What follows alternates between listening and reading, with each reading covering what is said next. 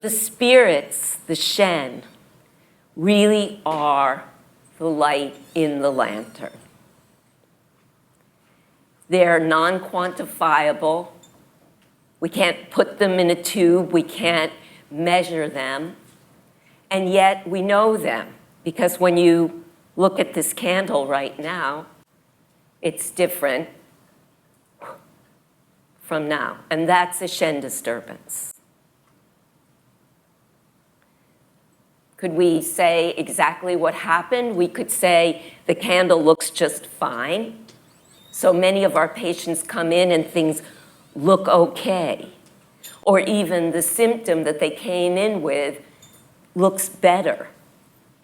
But until that light is lit in the lantern, they really can't be living their Tao. If the candle isn't lit, it's not living its true purpose. So in a way, what we can say about the spirits are that they give us the capacity to live our Tao. Spirits are, another way of saying it, is the vertical axis that connects heaven and earth in me. And we'll keep coming back to that. So the spirits from the Neijing Suwen, the spirits, oh, the spirits, the ear cannot hear them. But the heart opens through the brilliance of the eye, and only the bright flash can provoke their radiance. So I love that line, only the bright flash can provoke their radiance. And so what we're going to look at today in this tiny, tiny amount of time that I have with you is how do we provoke that radiance? What is that radiance? How do we know that it's in the treatment room? And at the end of this quote from the Neijing Suwen, they say, I love this, it is like the wind blowing away the clouds. This is called the spirits. This is the Shen. So when we think about that, the wind blowing away the clouds, it's as if something opens. And what opens? It's that the heart has opened. And we know that there's a presence in the room. So I'm going to pause because I have some things I know I want to say to you, and I have such a little amount of time that I'm going to take a breath right now.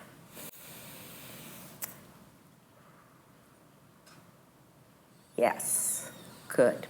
So we're looking at provoking the radiance, and how do we know that the radiance is there? Okay, so this is one of my very favorite characters that I've lived with for the past 18 years since I've been doing this work. And for me, the work began after being in practice about 10 years, wonderful training that I had with Professor Worsley and other incredible teachers, learning herbs with Ted Kapchuk and studying Kiko Matsumoto's work. But finally, at about 10, 12 years in, noticing that I was referring some of my favorite patients, the patients that I loved working with, who were really trying to get in there and change their life, what I call doing a kind of alchemical work, not wanting to get back to the old self again, but to understand what the symptom that they were coming in with was calling them towards. What was the new possibility? So that's what I call alchemy or transformational work, but I was referring them because I felt that I didn't have the tools to actually work with the emotional issues, the psychological issues, and also what I would say ground the changes that acupuncture brings. So we can bring these amazing changes with the needles, shift things, people feel the chi moving, but what I felt at the time was, now how do I support them in bringing them this into their life and actually manifesting something different so that symptom doesn't come back or a new symptom around that same issue doesn't develop. And that's when I began looking into this work, and I began actually research for the book 5 Spirits that I know many of you know. This character was one of my first passions. I fall in love with characters. Characters for me are alchemical vessels that actually allow us to dip back through time. And they're the footsteps of our ancestors. So this character is over 2,000 years old, well over. And many of you probably know it, it's Ling. And it is one of the Chinese words for soul or spirit. It's also said to be for elves and nymphs and kind of those very quick moving energies that we feel around us even if we can't see them. So Ling is another word for Wuxian, for all the spirits, or the soul, how the spirit comes down from heaven and manifests here in our life, on the altar of our life. And Ling is a picture of the raindrops, clouds at the top. The 3 squares are raindrops coming down from heaven. And then down below are the 2 dancing sorceresses, or practitioners, whatever you want to call them. Wizards, shamans, healers, us, acupuncturists, who are calling spirit down onto the altar of the world, into the body, into the treatment room. And another way of describing Ling is the capacity to perform ritual effectively. So what does that mean? You know, we can say, you can hear a person say a prayer over a meal, and they say the prayer and they say the words, and it's all really good and you feel good. They said the prayer, now we can eat. But did something happen? Then you can hear another person say a blessing over a meal, and it's as if the table becomes a sacred place, and the gathering becomes a family of friends. And suddenly the food is not just physical food that we're sharing. That's the ability to perform ritual effectively. It's the same for me in the treatment room. We can insert a needle, and we can even create change. We can even lift some discomfort. But we can also insert a needle and in that way open a doorway. Open a doorway between earth and heaven so that a person's life can actually transform. As we say, not restoration, not just getting back to where they were, but actually experiencing a new possibility, a new organization for how they're living in the world. So Ling is what I would, if I were to say, one thing that you could take away from you is beginning to open to that, to having that Ling as a real memory in you of we are those sorceresses, we are the healers, we are dancing to bring down the rain. Okay. So, as I said, Ling is another word for Wuxian, the 5 spirits. They are kind of model of the soul. Sometimes I call them the technology of transformation or a mythical map of the psyche. It's a brilliant model. I trained in 5-element. I love 5-element. 5-element lives in my body. It lives in my teaching. It lives in all of us, that cycle of the seasons. But Wuxian is, I have to say, it's an amazing and certainly equally brilliant system. In fact, what I call Wuxian is the axle, right, the empty center of Wuxing. So we say Wuxing is the wheel, but what spins the wheel? What spins the wheel of the seasons? What spins the wheel of our life? It's this axis in the middle, spirit. As Lao Tzu says, it is the emptiness at the center of the wheel that allows it to turn. Without Shen, none of this would be happening. Nothing would be moving forward. Sorry about that. So the character, and a lot of my work that comes through in the book and in my teaching does come from etymology. As I said, I love the characters. The characters are our teachers.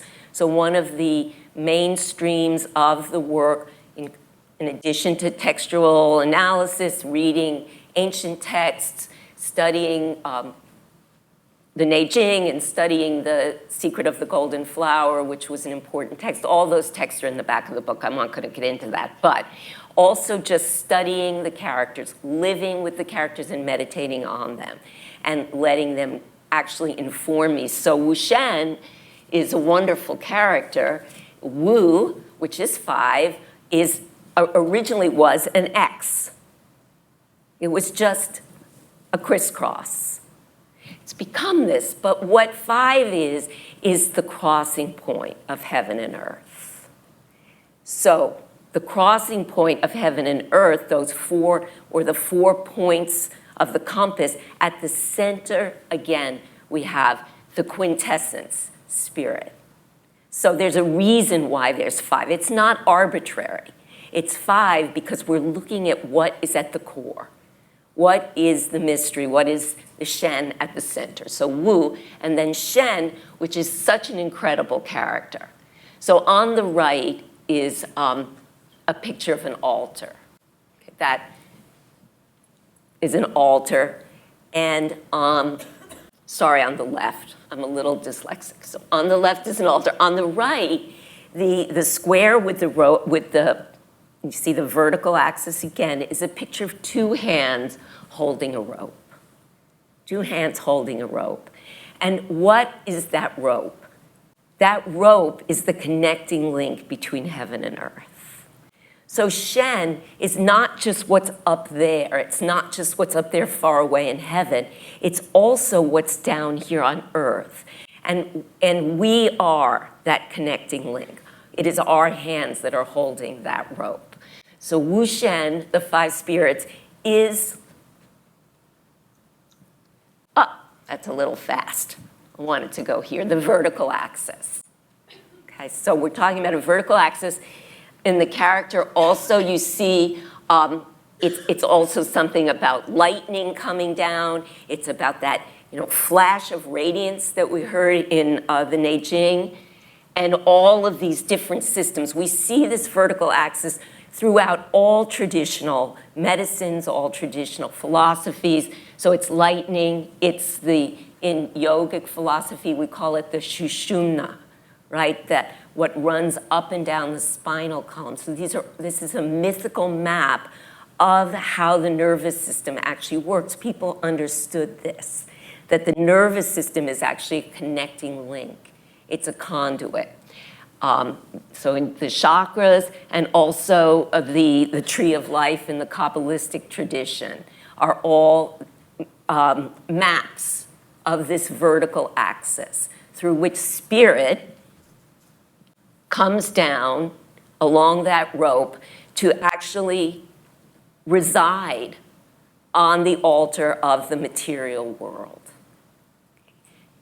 on the treatment table, in the treatment room, calling that into the space. So this is a wonderful graphic that I actually have to thank Dominique Herzer. So some of you may know her. She's a scholar and an acupuncturist from Germany. Did some beautiful, beautiful work of translation. And she shared this graphic with me, which is one of the very, very first representations of Shen. And this graphic is 3,000 years BC, so that's about 5,000 years ago. Some artisan crafted this on the handle of a pottery making tool. So the pottery making tool was probably for a master potter, a master craftsperson who had some kind of special power or Shen. And it's an image of thunder coming down, and this guy who's achieving mastery or having some kind of initiatory experience, where's it going? Right into GV20 100 meetings. And that's, even now when we think of how does the Shen come into us, we say in embryology that the Shen comes in through GV20, that at the moment of conception, the ladle of the Big Dipper scoops up starlight from the Milky Way, and pours it down right through this point. So you have a kind of always open doorway to heaven through 100 meetings where it all comes down into me. And then, of course, when he gets hit like that with this lightning, you can see he's electrified. He becomes something different. And so, again, as I said, this predates the character. It's the earliest that we know of graphic that's telling us that the Chinese were beginning to think about this.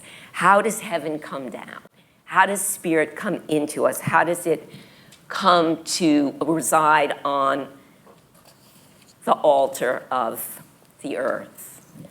So as I was doing this work, and just want to be clear that some of what I'm presenting does come from texts, translations, and I'm particularly indebted to Claude Lahr and Elizabeth Rochat de la Vallée for their amazing, amazing, beautiful work of bringing the spirit of Chinese medicine through the texts.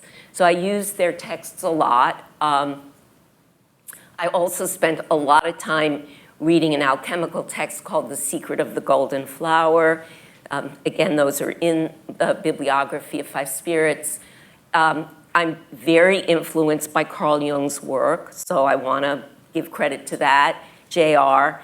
Then the work with etymology. And the other piece that informs this is my own, and I'm going to be right up front about this, there was many years of deep meditation on it. And the mountain, which became the organizing principle of the work, is, I don't believe that you'll find it in any texts.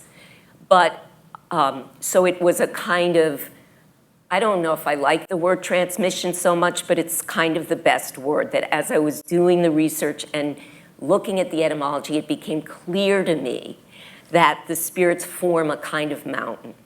And we know that to the Taoists, the inner landscape of a human being is a mountain populated by spirits. And when you see all these wonderful landscapes in ancient China, the paintings and drawings, also in Japan, the resonance of the landscape is not just that we're looking at a mountain, but we're looking at ourselves. So the image of the heavens and the rains and the clouds and the streams and the gnarled trees on the mountainsides and the horizon and then the underworld is not just out there, as we know in Chinese medicine. The out there is in here, and the in here is out there. So this is Shan, an ancient character for mountain. And this is the kind of organizing principle of how I'm going to present the spirits to you. Here's another one. So what we say is that the spirits, although they are the finest, most ephemeral aspect of the qi, are also on a spectrum.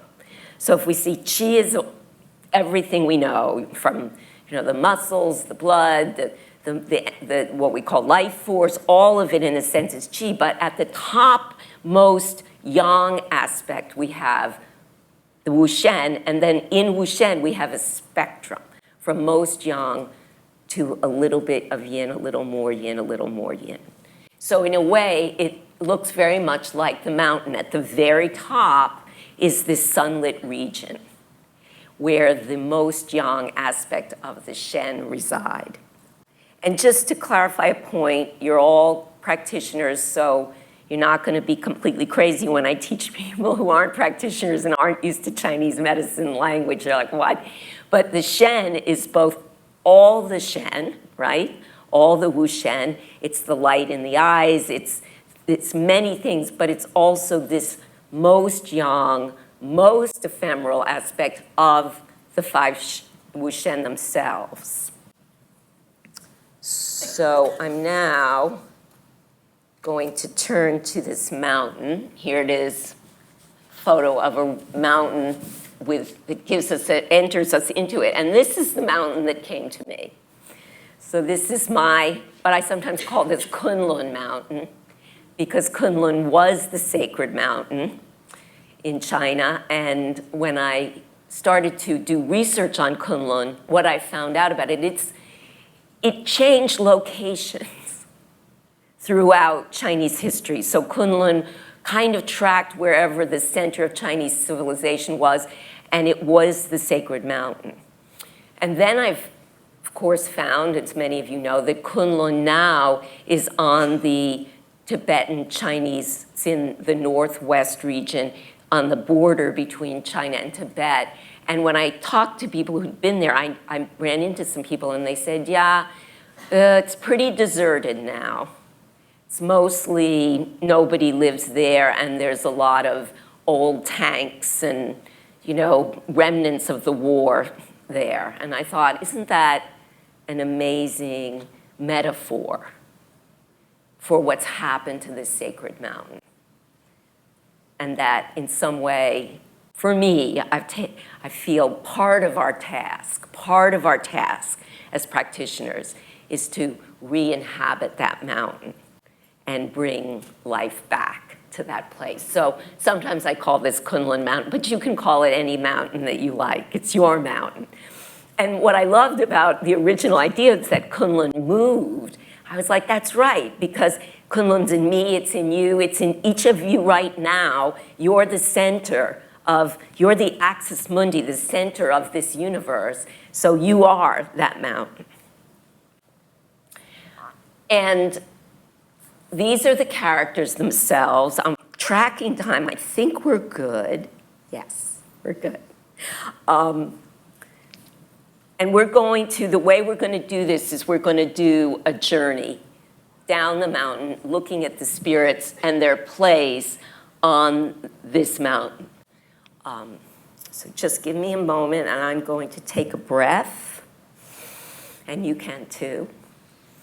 I want to see that I've, right, yeah, okay.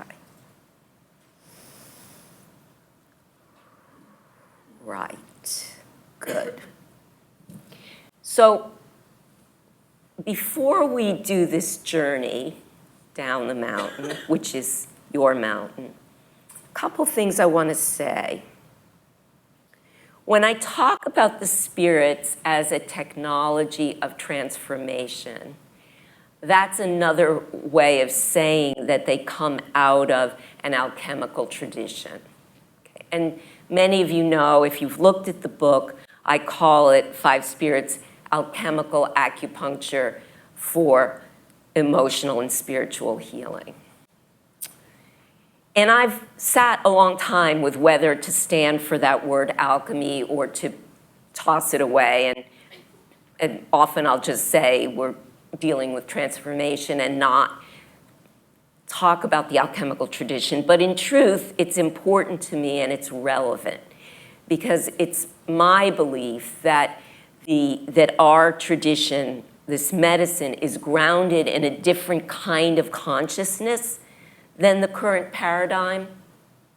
So we're in currently a kind of paradigm which I call the mental paradigm, and it's a wonderful, important development for humans, this capacity to think analytically, to have a perspective of our own, to be able to place things in linear time, to have such skills with quantification, as we're seeing with research, and that kind of thing.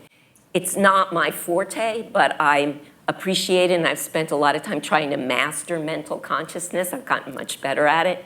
But my comfort zone is in a very different kind of awareness state, and it's my belief that Chinese medicine began in a different kind of consciousness state where, so before 500 years ago, the main way that human beings actually organized their observations of the world was through what was called alchemy. And it was a worldwide system of knowledge. It was present in China, in India, in Europe, in Egypt. I'm not going to get into the whole history of alchemy, but what I want to say about alchemy is that what differentiates it from our modern way of looking at the world is that it is about transformational processes that happen in what they call a vessel, so a vessel of the body, for example. It's about not separating, of course, spirit and matter. So in order for this transformational process to happen, we need to have spirit imbuing matter, and they worked with that. So they worked with something that isn't so visible to the mental. So alchemists had a different kind of eyesight. And the reason I'm bringing this up here, not only to give you a background in what I mean by transformation, but also to say that in order to actually do this work, each of us, we need to be able to open those other kinds of eyes. You're not going to be able to see the spirits with those analytical eyes, because if you look at them directly, they tend to disperse. So that's what the Neijing was saying. Only the bright flash can provoke their radiance. It's as if the wind blows away the cloud for a moment, and then it's back. So you're going to see them, and then they disappear. You're going to see them, and then they disappear. So developing this other kind of seeing, which you already have. We all have it. It's just a matter of honing it and beginning to use it intentionally. So right now, I want you to forget about everything I just said. And we're going to say, okay, what is Shen? What are the spirits? What are we talking about? Okay, so I lit the candle. You kind of can see the difference between this and this. And right now, I'd like you to just turn to someone next to you and just say hello to them, right now. Maybe ask them their name, tell them your name.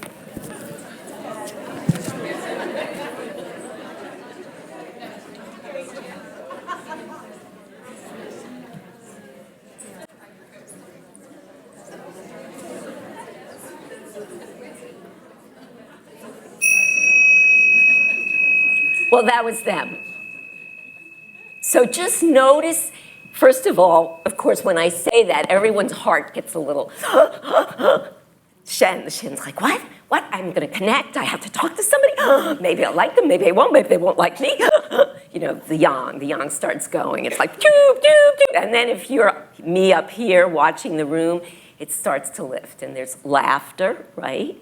That's the fire coming up. And it's lovely to see this because everyone's face starts lighting up. And if you think about what you saw when you made that connection to the other person and that little bit of something in the heart, right? And the eyes, and of course, that's it. That's the radiance. And we see it, as I said, it's at the moment of conception that capacity for radiance enters into an infant's being. I believe that the Shen is everywhere. I see the radiance everywhere, but we're going to right now talk about humans, okay? So we know there's a special kind of Shen that humans have, and I believe other mammals probably have, whales and whatever, but we're talking about humans. So at the moment of conception, that capacity enters into you. And when an infant's born at first, it's like a seed. And then at the moment of recognition, when the child recognizes the caregiver, and if you've had a child and you know what that moment is, there's a clear moment when you know that you're seen and you see, and usually at that moment, the infant laughs. And that's the sprouting of the Shen. And that's the sprouting of this radiance, this development from just a seed star in the heart to a blossoming. And every time that we have an encounter with heart, and every time you see that light in another person's eyes, you're seeing the Shen. Okay. That's what we're looking for. And then we begin to say, okay, how is that Shen? How is the Shen in this person? Is it like the candle with a good flame? Is it like the wick that's just smoking? Is it a flame that's going all crazy and wacky? All of these are kinds of Shen disturbances that we can't really measure with an instrument, accepting the instrument of our own souls, of our own hearts, that we begin to be able to see to this level. And through that seeing, through our capacity to see, and through our patients' realization that that part of them is being witnessed, actually something begins right there. That is the beginning of the treatment, that first knowing. The needle following that is an incredible tool, but the first needle is the recognition.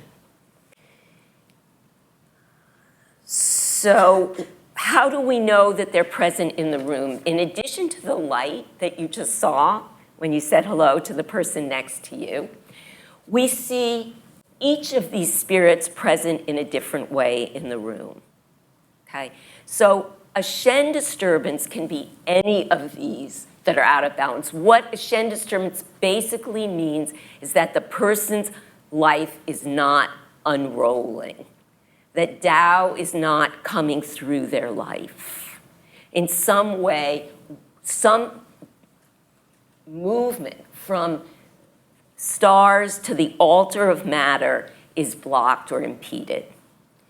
We know their presence in the room, the light in the lantern. When the Shen brings intuition, it brings inspiration. A person feels connected in their life. The Hun brings the capacity to vision, right? So the person has a plan. They have hope. So a person who's hopeless, who has no capacity to plan their life, Hun is just not participating in that downward trajectory. The Yi is that they're going to stay steady, that they can actually have intentionality, that they have some kind of ability to stay with what they're up to. I'm going to go through each of these in more depth later, but the Po is about a sense of awe, that the person can surrender to the mystery of life. And the Je is that they have faith. So all of that, if all of these are present in a human being, then their life in some way is going to be moving in a direction towards their original nature. And what I also am looking for in the treatment room is a sense of integrity, right? Because if all of these are active, there's going to be a sense that the upper and lower spirits are working together, and that brings integrity to a life. When there's integrity, there's also beauty and connection. So again, we couldn't go in with an instrument, some kind of machine, and say, okay, is there integrity here? What's the integrity value from 1 to 10? It just, for me, doesn't work that way, because we're talking about something that cannot be quantified. It has to be felt through the heart. But when these spirits are alive, enlivened, when that flame is lit in the lantern, we're going to see that kind of beauty, that kind of integrity, that kind of purpose. And another word that I think is a key word is meaning. Is the symptom, can it become meaningful? Can we respond to the symptom, not react to it? Okay. So this is how we know their presence, and of course, it's how we know their absence. We recognize the absence of those qualities in a patient that we're working with. I'm going to just take a quick pause here. We have 15 more minutes, and I'm going to start this mountain tour just now. But before we do, I'd love to just make a space if anyone has any questions so far. Anyone? Yeah. It's not a question, but could you go through the associations with the 5 Shen? Yes, just what I just said, kind of just sum it up, because then, as I said, I'm going to take them apart and talk about signs and symptoms and treatment strategies in the second half. But I just wanted to check in before we do that. And then, yeah, so I'll just go through those again. So what we know that the Shen at the top, the most young, is this capacity for intuition, inspiration, and I also think of it as a feeling of connection to spirit, to something larger than myself, okay? The Hun is, does this person have vision? Do they have the capacity to plan? Do they have hope? The Yi, where I'm going to be talking a lot about the Yi tomorrow. The Yi is I love all the spirits, but I have a sort of special feeling for the Yi. If you look on the back at the spirit points on the outer bladder line, the other spirits have these halls and doorways and palaces, and the Yi is in a hut. The translation of the Yi, it's the hut of the Yi. And it's one of the very special things about the Yi is its humility. So the Yi is about, can I stay with it? Can I come back day after day and stay with it? The Po is a surrender. It's really a surrender to something greater than myself, a sense of awe. And then the Je is this, that I have faith, that I have trust in the great unknown. And all of these together bring what I feel are the hallmarks of the light in the lantern, which is integrity, purpose, meaning, and beauty. Yes. I've just got now, this confused me a little bit, because yeah. you said that Po is about surrendering to the mystery of yes.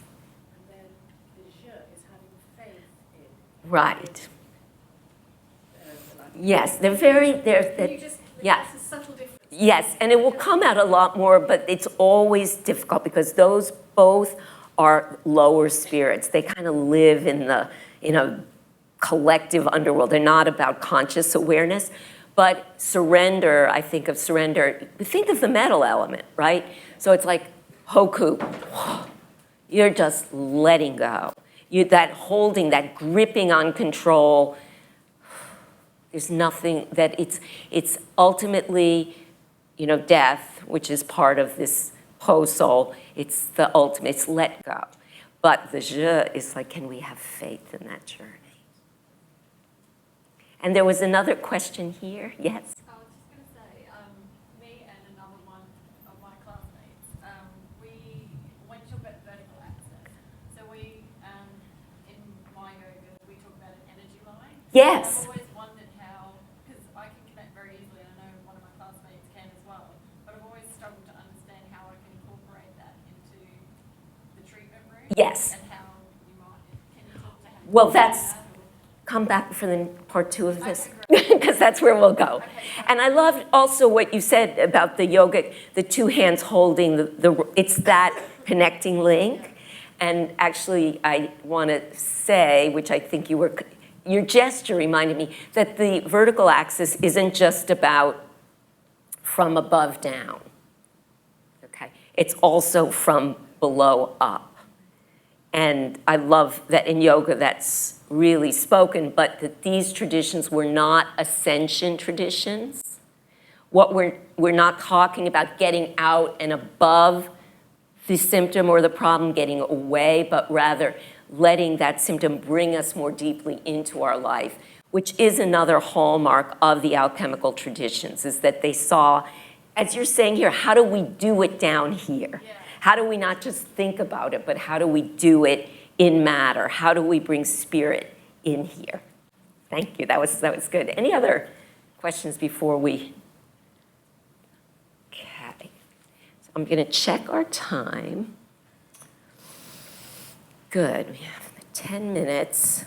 I'm used to teaching this material over a year, or at least 2 days. So when I was like, okay, I got you for 2 hours, but we're doing good. Okay. I think what I would rather do, rather than starting the journey down the mountain, which we will do in the next hour, and we'll go through each of these, as I said, with their signs and symptoms, the specific etymology and treatment strategies and ways that I work with them. I want to just go over, if you leave here and you can't make it back, what would I want you to take from this? Okay, what are the main points here? So that even if you don't stay, or you can read the book. And there's also, I want to say, that there will be a downloadable ebook that is on our site, which you have to pay for on the site, but we've made it available to all of you through the conference. And so check that out after the conference. It's called the 5 Spirits ebook, and you can get it on my website too. And I will do this just for those of you who aren't going to make it back. Let's go all the way. This is there it is. So for those of you who aren't going to make it back, this is some information about where you can get more. And you can sign on to our website. So what I want to say is that here are the key points that we've gone through. The Shen is the finest, most ephemeral aspect of the Qi. It's a non-quantifiable but real, palpable presence in the universe, that in order to work with the Shen, the first step is that we can see the Shen. The first step is actually that we hone our own capacity to trust that we can see this light, that we can recognize it. How do we do that? I would say that you begin by just, as they say in the Neijing, really dropping awareness into the heart. Get out of your head, because you're never going to see them that way. So there you go. This is one time where you can just relax your mind, because your brain isn't going to get you there. Dropping awareness to the heart. So even in the treatment room, if you want to begin to see that light, really feel the heart space. And imagine that you have eyes there. And remember that quote from the Neijing, only the bright radiance, only the flash can provoke that bright radiance. So don't try to hold on to it. You catch it, it goes. You catch it, it goes. But gradually you start to see that in doing this work, we're actually ushering in or returning, as I said, returning life and kind of sacredness to that mountain, to Kunlun. So it's bigger work than just treating someone in the treatment room. It's actually a much larger process of what I believe one of the great gifts of Chinese medicine really is not that we adapt to the current paradigm in order to fit in, but rather that we expand the paradigm, that we expand the way people are looking at the body, at nature, at the world. Okay, so the first step is to see them. Oh, and also the other way that you can learn to see the Shen is through spending a lot of time in nature. And really, that was the other way that I discovered them. And I'll talk about that more again in the next session. But each one of the spirits is related to a different aspect of the natural world. In that way, they're similar to Wuxing, so to the elements. So each one, these are the coming attractions, right? There, so each one, if you want to understand the Shen, watch fire. Watch how fire moves. Watch how it works. Watch what it does. Watch what it does when it's relating to water.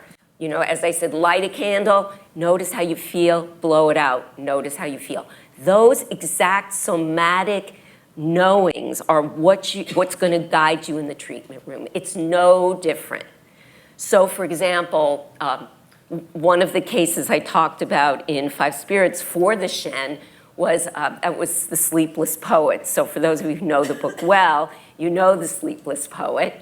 And he was one of my early, one of the first people I really recognized as a Shen disturbance, because he came in the room and he started saying, no, I can't sleep anymore. And it's because I wake up in the middle of the night and I wake up at midnight. I start thinking about, because he was a teacher and he was a poet. He said, I start thinking about Shakespeare and what he said about Hamlet and how Hamlet couldn't make a decision. And when you can't make a decision, nothing will happen. And so, then I get up and I walk my dog and I walk through the neighborhood, that kind of thing. And it was like his flame was just going, and he could never dim it down. So it's like you're watching a flame in a candle. That's the Shen not rooted. And so what do we want to do? We want to root the Shen. You know that because not that you're measuring it, but you're feeling it. And so noticing how you feel is going to be your guide. And so I treated him, he was on and on and on and on and on, couldn't stop. And so I said, okay, I'm going to do this point on the tip of your pinky. And I needled heart 9, and it was as if, what I would say, the birds came home. And they rooted in the nest. And literally this guy who was so hyper and manic right in front of me, you've all had this experience with a point.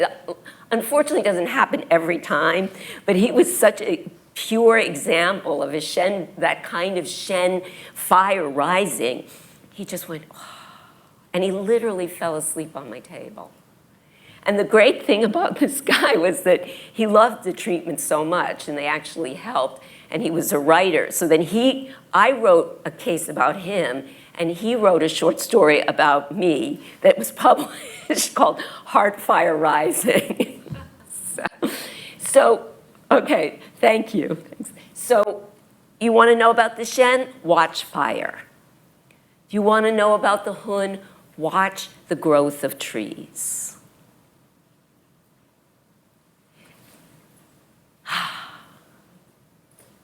And then I'll talk about, there's more to the Hun, much more, but just beginning, if this is all you're going to bring. And then the Yi is about the fertile fields. Right? So where does that live in me? Is there a harvest in this person? The Po is about dipping down into the underworld. It's the large intestine. It's this soul that we raise up with the first breath, but it's always about taking us down. So look at crystals, look at caves, look at secret places that are dark, and you'll begin to understand about the Po. And then for the Je, what you want to think about with the Je is what is it that lifts water?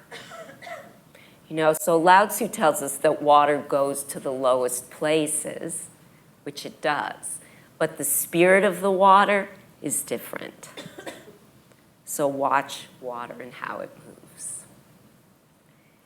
And I think with that, we'll just close invite you all to just take a moment and put away your notes and put away anything that you were thinking about.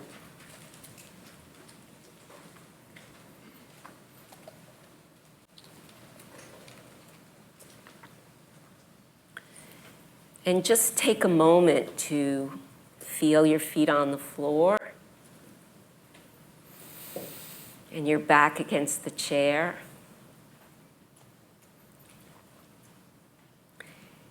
And your spine as that vertical axis between heaven and earth.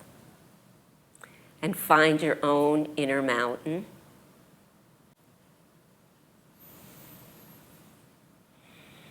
And bringing awareness to GV20, greet that doorway, greet that place where the spirits enter into your being. And feel that light that comes down from heaven and that is actually showering you at every moment with inspiration, illumination, and also is your guiding star. And feeling that light just drift down through your eyes where the Shen reside, and down to the heart. And now the diaphragm opening up to the place, taking a breath in, feeling the place where hope resides, the Hun. And then down to the midline, to your umbilicus, the third chakra, the home of the Yi, the place where you can hold steady, stand firm in your life. And then down from there into the pelvis, into the mystery, the basin, the Dantian cinnabar field, the space of transformation, the darkness. And letting that light go all the way down to the very bottom of your spine, to the base of the coccyx, to the deepest mystery of who you are, and notice how at that point it begins to arise.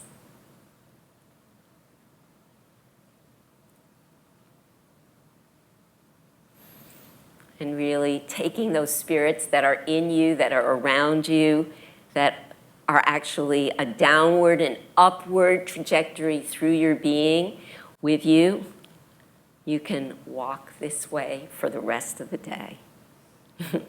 So thank you so much. And I look forward to returning with some of you, all of you, to do the journey down the mountain and really looking at it clinically. Thank you.